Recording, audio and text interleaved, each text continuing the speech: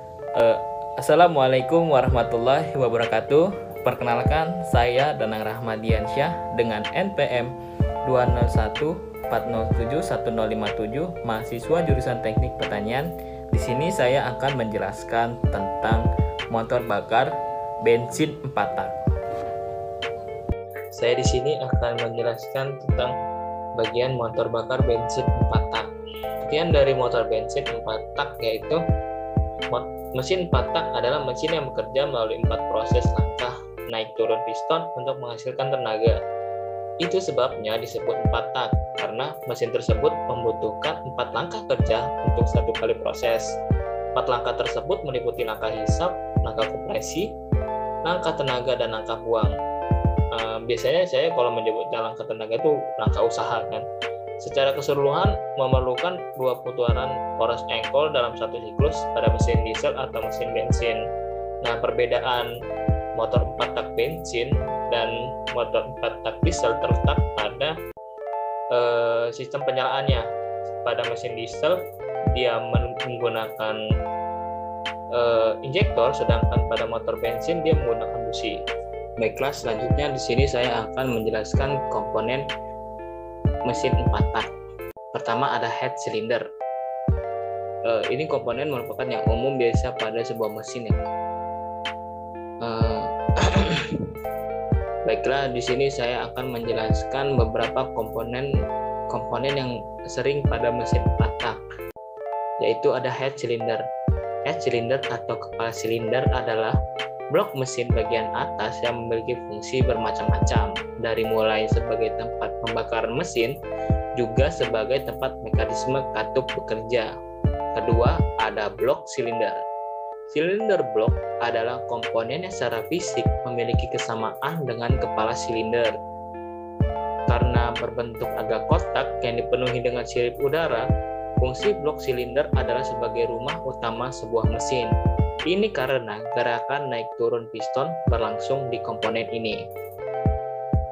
Selanjutnya ada komponen bak transmisi. Bak transmisi atau blok transmisi adalah komponen paling besar pada mesin sepeda motor. Fungsi blok transmisi adalah sebagai housing bagi sebagian komponen mesin pada sepeda motor, seperti kopling, poros engkol, magnet, unspool, gearbox, dan engkolan mesin. Selanjutnya yang keempat ada piston. Piston berfungsi untuk mengubah volume di dalam silinder. Perubahan volume ini akan menimbulkan efek vakum dan kompresi yang digunakan untuk mendapatkan pembakaran secara berkelanjutan. Kelima ada ring piston. Ring piston adalah komponen berbentuk lingkaran yang terletak di bagian luar piston. Fungsinya ada 2, yakni untuk mencegah kebocoran dan kompresi dan mencegah oli dari poros engkol masuk ke ruang bakar. Keenam, ada connecting rod. Connecting rod atau batang piston adalah batang besi yang terletak di bagian bawah piston. Fungsinya untuk menyalurkan gerakan naik turun piston ke poros engkol. Selanjutnya yang ketujuh, ada klep atau katup. Fungsi katup adalah sebagai pintu bagi udara untuk bisa keluar masuk mesin. Ada 2 bah katup, yakni katup intake yang mengatur pemasukan udara bersih dari intake dan katup exhaust yang mengatur pengeluaran gas sisa pembakaran knalpot. Sisa pembakaran ke knalpot. Selanjutnya ada mekanisme penggerak katup. Mekanisme katup berfungsi untuk mengatur pembukaan katup intake dan katup exhaust agar sesuai timing pada segala RPM. Kesembilan ada poros engkol. Fungsi crankshaft atau poros engkol adalah untuk mengubah gerakan naik turun dari piston ke gerakan rotasi.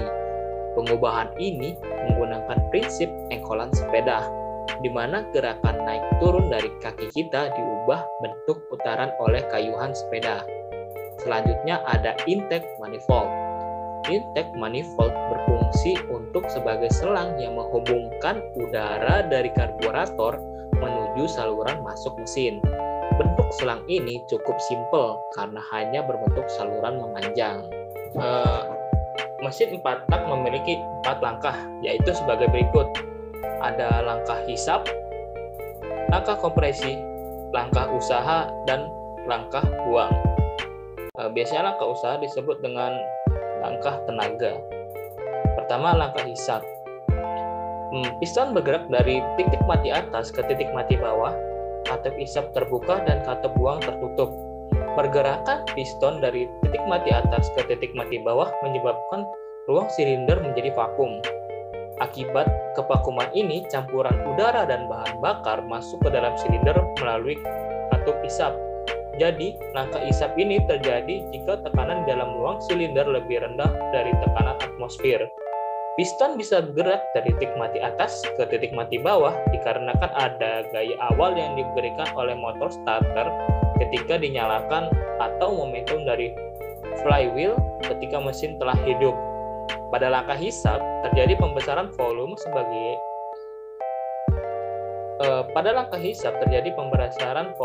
sebesar volume langkah atau sebesar volume sisa menjadi volume total. Pada langkah isap, poros engkol berputar setengah putaran. Poros engkol menggerakkan poros cam melalui timing gear dengan perbandingan 2:1. Selanjutnya ada langkah kompresi. Piston bergerak dari titik mati bawah ke titik mati atas, kedua katup tertutup, campuran udara dan bahan bakar dikompresikan karena Selanjutnya ada langkah kompresi. Piston bergerak dari titik mati bawah ke titik mati atas, kedua katup tertutup. Campuran udara dan bahan bakar dikompresikan karena dimanfaatkan, maka terjadi perubahan volume yang membuat tekanan dan temperaturnya menjadi naik, sehingga campuran udara dan bahan bakar menjadi mudah sekali terbakar. Sampai di akhir langkah kompresi, busi membersihkan bunga api dan terjadilah pembakaran. Langkah pemampatan secara teoritis dimulai pada saat piston menuju ke atas. Tapi secara empiris pada prakteknya, langkah kompresi ini baru terjadi setelah penutup katup isapnya. Perubahan volume yang terjadi pada langkah kompresi ini adalah dari volume total yang menjadi sebuah volume ruang bakar atau volume sisa. Pada langkah kompresi ini, poros engkol bergerak secara setengah putaran. Selanjutnya ada langkah usaha. Piston bergerak dari titik mati atas ke titik mati bawah, kedua katup tertutup. Jadi pada saat piston hampir mencapai titik mati atas, campuran udara dan bahan bakar yang telah dikompresikan kemudian dinyalakan dengan percikan bunga api dari busi. Karena hal ini maka terjadilah proses pembakaran.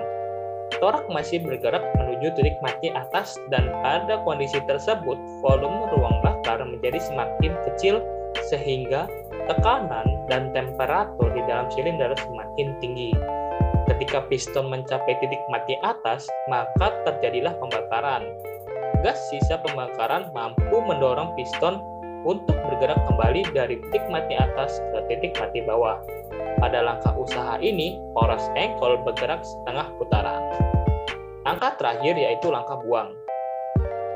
Piston bergerak dari titik mati bawah ke titik mati atas, katup isap tertutup, dan katup buang sudah terbuka.